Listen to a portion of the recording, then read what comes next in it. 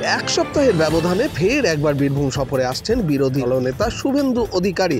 আজ তিনি সাঁইথিয়াতে পদযাত্রায় অংশ নেবেন, পাশাপাশি একটি সভাও করবেন শুভেন্দু অধিকারী, এবং সেই সভা থেকে তিনি কি বার্তা দেবেন সেই দিকেই কিন্তু নজর রয়েছে সভার। যেভাবে বারবার এই রাঙামাটির জেলায় বিরোধী দলনেতা আসছেন, যদিও এখনও কয়েক মাস নির্বাচন বাকি, তাতে কিন্তু বীরভূম যে বিজেপির পাখির চোখ তা কার্যত পরিষ্কার হয়ে যাচ্ছে।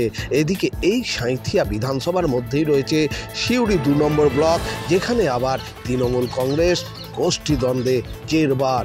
সাংসদের সামনেই অঞ্চল সভাপতিকে মারধরের ঘটনা ঘটছে, এবং এই নিয়েই কিন্তু জল্পনা রয়েছে যে এই গোষ্ঠীদ্বন্দ্বের মাঝেই দলকে উদ্বুদ্ধ করতে বিজেপির নেতাদের কি ভোকালটনি দেবেন শুভেন্দু অধিকারী।